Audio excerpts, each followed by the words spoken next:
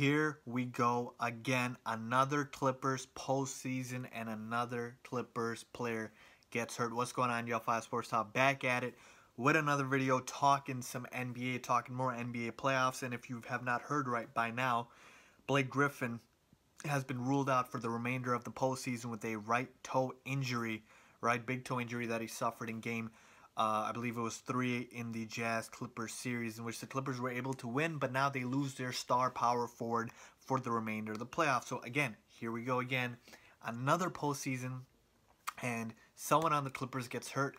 It feels like a broken clock at this point with the Clippers, and a couple of years ago was Chris Paul when he got hurt against the Blazers, in which they advanced, and now the Warriors, lucky Warriors, are thanking their lucky stars because they avoided Yusuf Nurkic in the first round, and now they get to avoid Blake Griffin in the second round. I'm not saying the Clippers would have beat the Warriors, but it certainly would have been more competitive had Blake played. So this begs a lot of questions here, folks, because Blake Griffin can opt out and become a free agent at the end of the season. So can Chris Paul. So the biggest question here is, we know damn well the Clippers are not going to win a championship this season. This Griffin injury effectively closed it. It wasn't that high of a percentage anyways, but whatever percentage it was, it is at 0 now. So what does this mean for the Clippers right now and moving forward? Well, for right now, it's pretty simple. You just play it out. I mean, the Clippers have played well without Blake with the CP3, DeAndre pick and roll, and then surrounding them with shooters. But effectively, the Warriors will end their season even if they do get past the Utah Jazz. But moving forward, what does this mean for the Clippers' future now? Like I said, Blake Griffin most likely will opt out of his contract and become a free agent, not because he wants to leave LA, but because he's going to want to get a new extension. So now Blake Griffin has become, with this latest injury, a bit of an injury-prone player. You know, his career started with an injury when he missed his rookie season, essentially, when he broke his kneecap, I believe, in a preseason game. So now that Blake Griffin's body is basically betraying him, the Clippers might think twice about offering him a max contract. Do I ultimately think they will offer him a max contract? Yes, I do. Absolutely, other teams will think about it as well, but Blake Griffin will goddamn well get a max contract. He is too talented to not get that. That is not the issue here.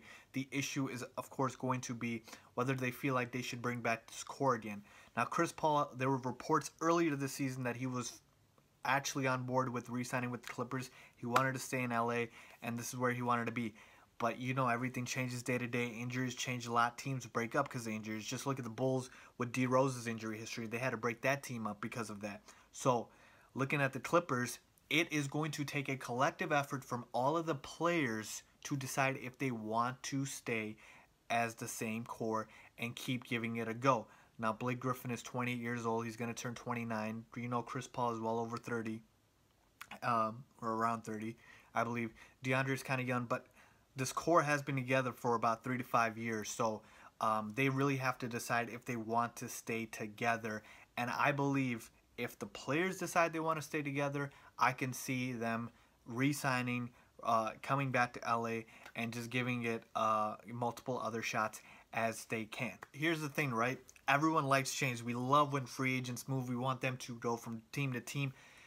It is hard for me to find a team right now for Blake Griffin where if he goes to that team, they are better than the Warriors or the Cavaliers. I mean, look at the options out there. Boston, can you really say even with Blake Griffin they're better than Cleveland or Golden State? I don't think so. Toronto, Houston maybe. And then you have to factor in, of course, salary cap, OKC, Chicago, other teams like that.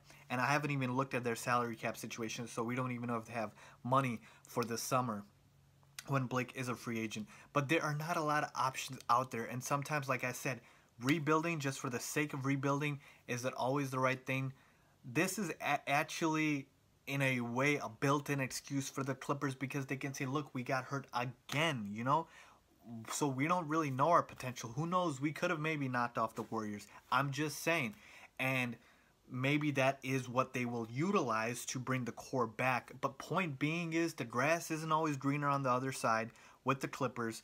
Am I saying their core needs to stay together? No, but it would not be the worst thing in the world if they all came back. Because like I said, it is LA, it is Hollywood. They are the Clippers. This is the best era in the franchise's history, and for them to come back and stay together, I mean, really, I think Blake would be down for it.